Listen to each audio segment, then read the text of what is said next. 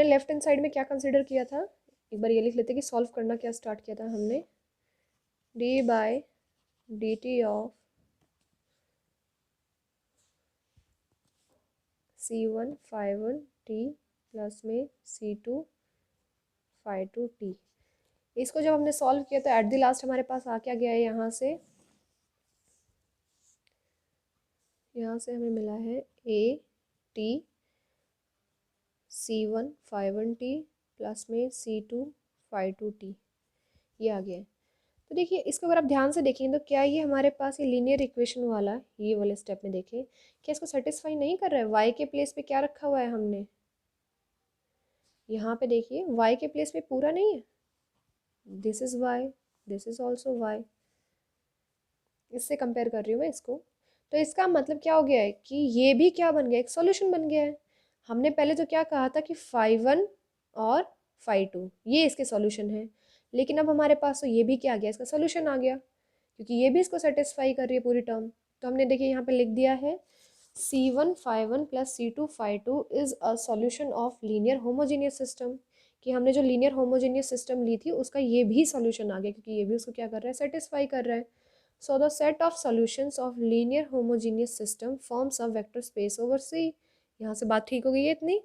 Next देखिए इसने क्या कह दिया है, to show that this solution space, कि अब जो हमने सॉल्यूशन का स्पेस बनाया है ये n डायमेंशनल है। अभी तक तो सिर्फ हमने कहा है कि सॉल्यूशन का क्या है, स्पेस बना है, वेक्टर स्पेस, लेकिन इसने इसमें क्या कहा था थ्योरम में कि n डायमेंशनल है, ये भी दिखाना है। तो डायमेंशंस तो अभी हमें से पता नहीं है, वही दिखा रहे हैं हम नेक्स्ट स्टेप में। It is required to establish a set of n linearly independent solutions। आपको लीनियर अलजेब्रा याद होगा, उसमें हम कहते थे कि n डायमेंशनल है, इसका मतलब उसके अंदर n लीनियरली इंडिपेंडेंट वेक्टर है मैक्सिमम। तो यहाँ पे भी ये क्या कह रहा है कि अगर हमें दिखाना है कि ये जो वेक्टर स्पेस बना है ये n डायमेंशनल, तो क्या दिखा देंगे हम कि इसके अंदर क्या है, एक n dimensional linearly independent solutions है। उसको लेट कर लिया phi1 phi2 up to so on phi n, such that every other solution of linear homogeneous system is a linear combination of solutions। इसका मतलब क्या आ गया है कि सिर्फ यही phi1 phi2 phi n यही क्या है, लीनियरली इंडिपेंडेंट है। अगर इससे ज़्यादा एक भी सॉल्यूशन इसमें ऐड किया तो क्या बन जाएगा, वो पहले वालों का लीनियर कॉम्बिनेशन बन जाएगा, मतलब वो लीनियरली इंडिपेंडेंट नहीं रहेगा, वो लीनियरली डिपेंडेंट बन जाएगा। अगर मैंने कहा है मेरे पास दो सॉल्यूशन है phi1 phi2 और मैं कह रही हूँ सिर्फ ये ही क्या है, टू डायमेंशनल है। टू डायमेंशनल का मतलब मैं क्या बोलना चाह रही हूँ कि ये लीनियरली इंडिपेंडेंट है। तो अगर इसमें एक और सॉल्यूशन आए phi1 phi2 तो ये टू डायमेंशनल तो रहेगा ही नहीं अगर लीनियरली इंडिपेंडेंट हो गए तो हम क्या कह देंगे, ये phi3 क्या है, इन दोनों का लीनियर कॉम्बिनेशन है।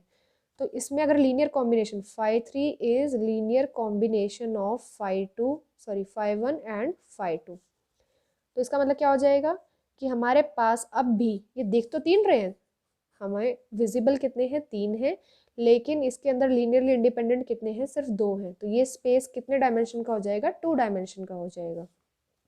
तो ये यही कह रहा है यहाँ पे सेम कि हमने अगर n बोला है तो n का मतलब सिर्फ n ही लीनियरली इंडिपेंडेंट सॉल्यूशन रहेंगे, उसके एक्स्ट्रा अगर कोई भी इसमें एग्जिस्ट करेगा तो क्या हो जाएगा, इनका लीनियर कॉम्बिनेशन बन जाएगा। अब नेक्स्ट देखिए इसने क्या कहा है, now we know that y space is n dimensional. ये y कौन सा स्पेस है, जैसे हम लीनियर में लिखते थे ना r के ऊपर n था, इसका मतलब क्या होता था कि इसके अंदर x1 x2 up to so on xn इतने लीनियरली इंडिपेंडेंट वेक्टर्स हैं। R3 में कितने लेते रहे हम बेसिस में, याद होगा आपको, x y z तीन लेते रहे ऐसे एलिमेंट्स। तो इसने क्या लिख दिया कि y जो स्पेस है, x जो x नहीं इसमें यूज़ कर रहे हैं, ये वाला, ये t थी, ये y एक्सिस थी, कि y वाला जो स्पेस है ये कितना रहेगा हमारे पास, n डायमेंशनल रहेगा। अब आगे हम लेट कर रहे हैं कि psi1 psi2 ये सब कैसे हैं हमारे पास, लीनियरली इंडिपेंडेंट पॉइंट्स है इन दिस स्पेस, कि y स्पेस के अंदर है ये सारे psi1 psi2। Then by existence theorem. अब एग्जिस्टेंस थ्योरम क्या होती है, एक बार मैं उसको आपको डिफाइन कर देती हूँ। एग्जिस्टेंस थ्योरम स्टेट करती है there exist only one solution to a first order differential equation which satisfy a given initial condition, कि हमारे पास सिर्फ एक ही सॉल्यूशन एग्जिस्ट करेगा फर्स्ट ऑर्डर डिफरेंशियल इक्वेशन का। फर्स्ट ऑर्डर है डिफरेंशियल इक्वेशन, एक ऑर्डर की है तो उसका एक ही सॉल्यूशन आएगा, और वो सॉल्यूशन कैसा रहेगा, वो इनिशियल कंडीशन जो हमें दी होती थी ना उसको भी सेटिस्फाई करेगा। तो यहाँ पे देखिए इसने क्या कह दिया है, देयर एग्जिस्ट n सॉल्यूशंस। क्यों n सॉल्यूशन आएंगे, क्योंकि हमारे पास nth ऑर्डर की है, जो हमारी इक्वेशन चल रही है वो कितने ऑर्डर की चल रही है, n ऑर्डर की। तो कितने सॉल्यूशन एग्जिस्ट करेंगे, n सॉल्यूशन एग्जिस्ट करेंगे। तो देखिए इसने लिख दिया ना n सॉल्यूशन, i की वैल्यू कहाँ से शुरू है, 1 से n तक जा रही है, तो n सॉल्यूशन एग्जिस्ट कर गए। जितने ऑर्डर की हमारे पास इक्वेशन होती है डिफरेंशियल इक्वेशन, उतने ही उसके सॉल्यूशंस होते हैं। तो हमने इस थ्योरम में कितनी लेट की थी ऑर्डर की, nth ऑर्डर की, तो उसमें कितने सॉल्यूशंस आ गए हैं, n सॉल्यूशंस आ गए हैं। तो इसने लिख दिया है आगे सच दैट। अब ये कहाँ से आई लाइन, ये एक्जिस्टेंस थ्योरम से ही है। उसने कहा था हमें कि जितने सॉल्यूशन आएंगे वो सारे किसको सेटिस्फाई करेंगे, इनिशियल कंडीशन को। तो यही इनिशियल कंडीशन होती रही हमारे पास, इसने इसको सेटिस्फाई कर दिया है। Now we shall show that these solution satisfy the required condition. अब हम शो करेंगे कि ये जो सॉल्यूशंस आए हैं रिक्वायर्ड कंडीशन को सेटिस्फाई कर रहे हैं। अब वो देखिए कैसे कर रहे हैं, if the solution phi i are linearly dependent. हमने लेट कर लिया है कि ये phi 1 phi 2 phi 3 up to so on phi n कैसे है, लीनियरली डिपेंडेंट है। तो हम देखिए यहाँ पे लीनियरली डिपेंडेंट की फिर डेफिनेशन अप्लाई कर रहे हैं कि वहाँ पे क्या होंगे, n कॉम्प्लेक्स नंबर होंगे which are not all zero, और अगर हम उनको लीनियर कॉम्बिनेशन में इनके साथ रखेंगे तो ये क्या बन जाएगा, इक्वल टू ज़ीरो। ये डेफिनेशन है आपकी लीनियरली डिपेंडेंट की। तो अब देखिए अब बात क्या कर रहे हैं हम कि t को अगर हम t नॉट रख दें, इस पूरी इक्वेशन में अगर हम t को t नॉट रख दें, तो इसमें अगर t नॉट रखा तो यही बनेगा। और ये हमने देखिए यहाँ पे क्या डिफाइन किया हुआ है, phi i of T not is equals to जाई आई, कि फाई 1 टी नॉट क्या बनेगा, जाई 1, फाई 2 टी नॉट क्या बनेगा, जाई 2, फाई 3 टी नॉट क्या बनेगा, जाई 3। सिंपली उनकी वैल्यू रख दी कि फाई 1 टी नॉट बन गया जाई 1, phi 2 T naught xi 2, and phi n t naught becomes xi n. अब ये रख दिया तो इसका मतलब यहाँ से क्या आ गया, ये इक्वेशन तो अब जाई में बन गई पूरी। तो इसका मतलब जाई 1 जाई 2 अप टू सॉन जाई एन आर लीनियरली डिपेंडेंट, कि जाई ने इक्वेशन सेटिस्फाई कर दी, तो इसका मतलब वो क्या हो गई है, लीनियरली डिपेंडेंट हो गई। लेकिन हमने तो लेट क्या किया था अभी पीछे कि जाई 1 जाई 2 सारे कैसे हैं, लीनियरली इंडिपेंडेंट है। देखिए यहाँ पे डिफाइन भी किया हुआ है, लीनियरली इंडिपेंडेंट है सारे जाई। लेकिन यहाँ पे तो जाई कैसा आ गया, अब डिपेंडेंट आ गया, तो इसका मतलब कॉन्ट्राडिक्शन आ गई। कॉन्ट्राडिक्शन आई है तो हमारा सपोजिशन रॉन्ग है। हमने सपोज ही क्या किया था कि phi 1 phi 2 are linearly dependent किया था, तो उसका सपोजिशन गलत हुआ, तो अब क्या लिख देंगे, इंडिपेंडेंट लिख देंगे। अब इंडिपेंडेंट आ गया, अब हम आगे क्या कह रहे हैं इसको, let phi is equals to phi t, कि फाई टी लिखे या फाई लिखे, फिलहाल हम ये ले रहे हैं कि अगर हम फाई टी को फाई लिख रहे हैं, for t belongs to I be any solution, कि एक सॉल्यूशन की बात करें हम फाई की, लीनियरली होमोजीनियस सिस्टम की, such that initial condition satisfy कर रहा है, phi of T not is equals to xi, then there exists unique constant k1 k2 kn such that xi is equals to k1 of xi plus k2 of xi2 plus kn of xi n। ये line कहाँ से आई है, ये line देखिए इससे आई है, linearly independent से। हमने क्या कहा था अभी थोड़ी देर पहले कि xi1 xi2 up to so on xi n कैसे हैं, पूरे लीनियरली इंडिपेंडेंट है। लीनियरली इंडिपेंडेंट है इसका मतलब, और ये कहाँ पे एग्जिस्ट कर रहा है, ये वाई स्पेस में एग्जिस्ट कर रहा है। वाई का मतलब कैसा है, एन डायमेंशनल, तो इसके बेसिस में एन एलिमेंट्स हैं। बेसिस में एन एलिमेंट है, इसका मतलब ये सारे ही उसके क्या है, बेसिस है। बेसिस का मतलब एल आई भी है और उसको स्पैन भी करता है, किसको, वाई स्पेस को।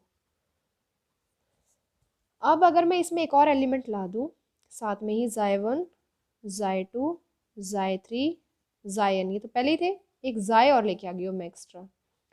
तो क्या ये जाई लीनियरली इंडिपेंडेंट रहेगा इन सबके साथ, नहीं रह सकता है, वरना तो इसकी बेसिस की कितनी हो जाएगी, डायमेंशन n+1 हो जाएगी।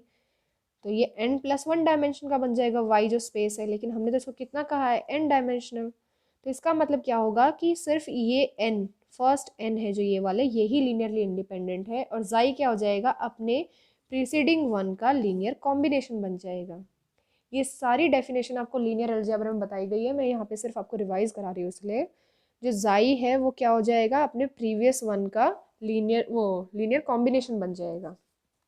यहाँ पे आप लिखना चाहे तो आप मेंशन कर सकते हैं, because xi belongs to sorry Xi1 Xi2 Xin are basis, basis हैं तो Li है और उसको स्पैन कर रहे हैं। अब Li और स्पैन कर रहे हैं तो इसका मतलब उसमें अगर हम एक और एक्स्ट्रा ऐड करेंगे कोई भी नया एलिमेंट तो क्या बन जाएगा, लीनियरली डिपेंडेंट बन जाएगा, मतलब अपने पहले वालों का लीनियर कॉम्बिनेशन बन जाएगा। इसमें देखिए यहाँ पे लिख भी दिया है as Xi belongs to n dimensional space. n dimension है तो देखिए n कहाँ पे है, 1 2 3 4 अप टू सॉन n। ये n तो कंप्लीट हो चुके हैं ना, n तो हमें यही मिल गए हैं, ये तो एक्स्ट्रा आया है, तो एक्स्ट्रा क्या होगा, इन पहले वालों का ही लीनियर कॉम्बिनेशन होगा। For which Xi I form a basis. Next देखिए, now the function k1 phi1 k2 phi2 kn phi n, t belong कहाँ कर रहा है, I को, is a solution of linear homogeneous system. Then next में इसने क्या कहा है कि हमने लेट कर लिया is a solution of linear homogeneous system. क्यों हो गया है ये, अभी मैंने आपको पीछे दिखाया था प्रूव करके कि अगर phi1 phi2 दो लिए थे हमने, कि अगर phi1 phi2 सॉल्यूशन है उस इक्वेशन के, तो देखिए उनका लीनियर कॉम्बिनेशन भी प्रूव किया था ना हमने। सिमिलर वे में अगर nth ऑर्डर का है तो n ऑर्डर के हैं तो उसमें देखिए phi1 phi2 phi n solution है तो उनका लीनियर कॉम्बिनेशन भी क्या बनेगा, उसका सॉल्यूशन बनेगा। अब सॉल्यूशन बन रहा है तो हम कह रहे हैं कि अगर जाई था यहाँ पे तो ऐसे ही एक फाई होगा उसके लिए, तो ये फाई भी क्या होगा, अपने जो ये nth ऑर्डर वाले हैं इनका लीनियर कॉम्बिनेशन बन जाएगा, क्योंकि सिर्फ यही है इतने phi1 phi2 phi n जो कि क्या कर रहे हैं, लीनियरली इंडिपेंडेंट है। तो ये मैंने यहाँ पे यूज़ किया है किसका, जाई का, कि यहाँ पे देखिए ये वाली इक्वेशन यूज़ हो रही है कि अगर मैं इसमें टी को टी नॉट रख दूँ, यहाँ पे टी को टी नॉट रख दूँ तो क्या बनेगा, जाई वाला ही बनेगा एग्ज इट इज़। तो यहाँ पे क्या आ जाएगा, phi1 of T not phi2 of T not phi n of T not. तो phi n of T not को हमने किससे डिनोट किया था, फाई से ही, तो ये phi1 ये phi2 ये phi n, और यहाँ पे क्या आ जाएगा लेफ्ट हैंड साइड में इसको देखते हुए यहाँ पे आ जाएगा फाई, तो इसका मतलब फाई भी क्या बन गया, अपने पहले वालों का लीनियर कॉम्बिनेशन। ऊपर पहले हमने इसको प्रूव कर दिया लीनियरली इंडिपेंडेंट है, अब हमने प्रूव कर दिया कि इस n से ज़्यादा अगर कोई आ रहा है तो वो प्रीवियस का क्या है, लीनियर कॉम्बिनेशन है। तो डेफिनेशन किसकी बन गई हमारे पास, बेसिस की बन गई, कि ये फर्स्टली लीनियरली इंडिपेंडेंट है, सेकेंडली ये उसको स्पैन भी कर रहा है। इन दोनों को हम क्या लिख देंगे मिला के अब, सो phi1 phi2 phi n forms the basis of the space solution of linear homogeneous system, कि हमारे पास जो लीनियर होमोजीनियस सिस्टम था ये उसके लिए क्या कर रहा है, बेसिस बन रहा है। आगे से लिख दिया, so the vector space of solutions of linear homogeneous system is n dimensional, कि हमने जो स्पेस बनाया है वेक्टर का जो कि सॉल्यूशन से मिलके बनाया है वो कैसा है, n डायमेंशनल है। n डायमेंशनल का मतलब वो उसमें बेसिस में n वेक्टर्स है, उसके बेसिस में n वेक्टर्स है।